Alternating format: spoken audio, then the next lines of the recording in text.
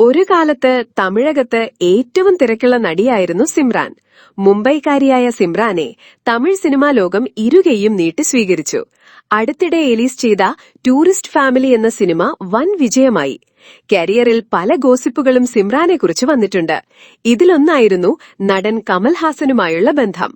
കമലുമായി തനിക്ക് അടുപ്പമുണ്ടായിരുന്നെന്ന് സിമ്രാൻ ഒരിക്കലും പറഞ്ഞിട്ടില്ല. ബ്രഹ്മചാരി എന്ന സിനിമയിലെ ഇവരുടെ ലിപ് ലോക്ക് സീൻ ചർച്ചയായി.